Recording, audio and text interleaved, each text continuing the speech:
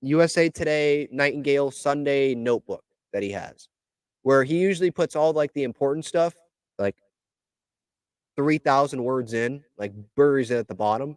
He has like 2 feature stories that he writes in there, and then at the bottom, he puts all the Padres bad stuff that has happened this season. Essentially, that's what I've noticed. And he said Melvin and Preller have told friends and associates that it's simply impossible for the two to coexist. And their meeting on Monday with Padres ownership will not change their minds. Okay, so do I 100% believe that Bob Melvin is telling friends that it's simply impossible for the two to coexist? I don't know if I 100% believe that. Like, who do you think is actually like if only one is actually telling friends and associates? Who would it be, AJ or Bob Melvin? I think it would be AJ. You know, the guy that's always on his phone, the guy that is communicating all the time. I feel like it would be AJ doing that because Bob Melvin, at least to the media, now he could be totally different behind closed doors with Matt Williams sitting in the coach's office or Mike Schilt, you know, whatever. But it feels like to me he has been like really professional and he wouldn't go say that because he knows it will probably get leaked somewhere that he said this. And maybe he wants to leave open the possibility of him still returning, you know? And maybe he's holding out hope that they can find a resolution and he can stay because he knows that they're going to have a talented team in 2024 regardless of what happens in the offseason, in my opinion. Um, but it's not when you look at just the fact, you know, Nightengale writing here, simply impossible for the two to coexist. The meeting Monday will not change their minds. I don't think that's surprising because we know AJ runs things one certain way. We know Bob Melvin, he has his ways. And there's been reporting this season about Bob Melvin maybe not being as receptive to some of the suggestions from the front office, balking at some of the front office's suggestions. You know, he has his way of doing things. He just wants to go manage, like let him do his job. And AJ has, you know, disagreed with some things roster construction wise. Melvin has disagreed with what AJ has done sometimes, you know, with lack of flexibility.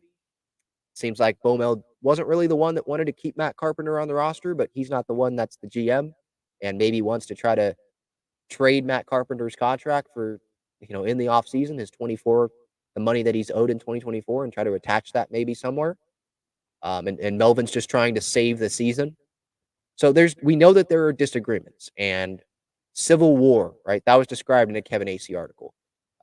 The Ken Rosenthal, Dennis Lin piece, unfixable, the relationship, right?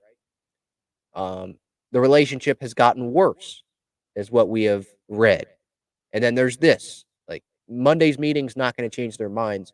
What would happen Monday? What would happen in this meeting that would change Melvin and or Preller's mind? Would it be Bob Melvin coming in and he hears AJ Preller say that he's going to back off? Would it be AJ Preller voluntarily saying, I'm not going to be the GM? I'm going to go hire a GM and you can talk with him because I want to make this work. And I know that our relationship is not that great. And I don't know if, to be honest, Bob, I don't know if I can change a whole lot, but I am willing to take the GM title off and make this compromise and bring in someone that you're comfortable with, not someone that I'm comfortable with, but someone more importantly that you're comfortable with, that you can come talk to, because clearly the communication is not that great from what we're reading.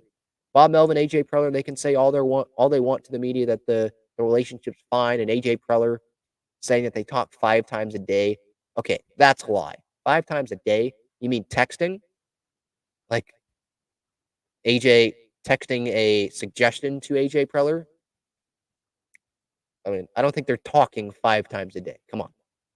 So they can paint this like it's a fine relationship, but I mean, this isn't just one report that's coming out about how bad the relationship is. This is all of these writers saying how bad it is. And not former, but you got, I think, a current player in there, like unfixable, civil war things that are described as civil war probably doesn't end well.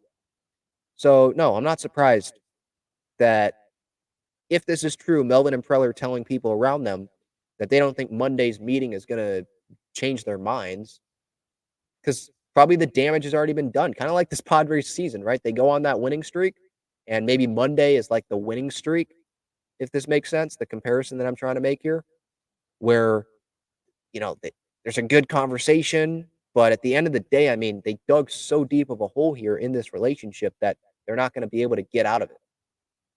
The hole's too deep. And maybe some things have happened that we don't know about that you just can't take back. Um, I'm gonna reiterate this. Like what I want to have happen is Preller and Melvin to stay. I know I've said in the past, like I think it's probably best for AJ to move on, but I think with Peter Seidler's health, with the fact that even if someone new comes in, I I would be fine with Preller not being here. I'm not saying like, oh, if Preller goes, I'm gonna be so pissed off. But I'm just hoping that they can sort of come together here so we can just worry about improving the roster instead of having this big question looming over the team. Because there's already a bunch of questions about the roster. Why create more questions? And it might just be best because of Peter Seiler's health and um, all that, like just for these guys, for the consistency to continue, even though like I know there's a bunch of reports about the bad relationship and all that, right? But AJ has done some positive things for this team, and he has been able to make some moves in the past with not a whole lot of money in these moves that have ended up working out. Now, there's been big contracts where it's like, ooh, maybe you shouldn't have done that. But if he's going to have a limited amount of money to spend here in the offseason, if Seidler is telling him, we're cutting payroll, it's not your decision. We're cutting payroll. This is the money that you have to work with here. You got to make it work. That could be a good thing because Preller has made some good additions on cheaper deals, on short-term deals. Um, some guys are vets. Some guys are, like Robert Suarez, who came over from, it wasn't Major League Baseball. I forget what league he came over from. Was it Japan? I forget what league he came over from, but that was a success story. You know, um, Nabil Chrismat, for a time, that was obviously cheap. He was impactful for this team. And the Lugo deal, question marks, but look what happened. Michael Waka, pretty good this year. Nick Martinez. It's like he's been able to, you're spending a bunch of money, not a whole lot of money to spend in other places. If you don't have a lot of money to spend in the offseason, all you have is the little money to spend in other places. Maybe that's a benefit to AJ Preller, because he has like that cap, that limit on him instead of having the green light to go get a big time free agent. Um, and with Bob Melvin, obviously, I want Bob Melvin to stay. Like this guy, I you cannot convince me that Ryan Flaherty is going to be the better guy for this. You could say Ryan Flaherty is going to be on the same page with AJ Preller, but look how that worked out with Andy Green and Jace Tingler, right? Like, not well. And there's all these. I see these comments from some people, and they're like Ryan Flaherty or Mike Schilt, like they'll be liked by the players. It's like, have you not read quotes? The players like Bob Melvin. They respect Bob Melvin. They know how good of a manager Bob Melvin is. They don't want Bob Melvin to lose his job. They're fine. It's Bob Melvin and A.J. Preller that's not fine. The players and Bob Melvin, doesn't seem like there's a problem there. There's no story that has been put out about Bob Melvin and the problem with the players.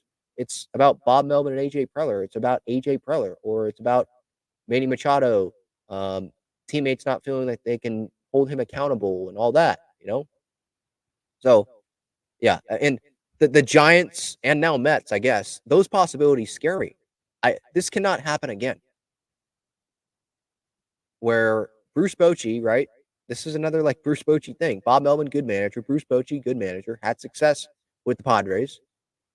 Multiple division titles when he was with the Padres. Took him to a World Series, which is farther than what Bob Melvin did. And Sandy Alderson comes in and is looking for a younger manager. Even though it was working with Bruce Bochy, allows Bruce Bochy to go interview for the San Francisco Giants job. He gets it, and he wins 3 World Series titles with them, and I think he won a couple division titles as the manager of the Giants. And I don't want that happening again with Bob Melvin here.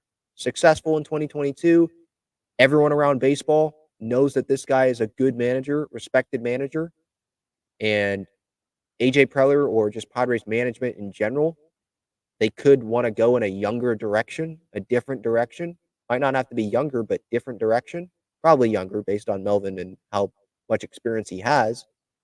Younger direction. And you're just going to allow Bob Melvin to go take the Giants job? Because Farhan Zaidi, like I said the other day, Farhan would take Bob Melvin in a freaking heartbeat. They have a prior relationship. Bob Melvin didn't even know A.J. Preller before he talked to him for the first time for this job.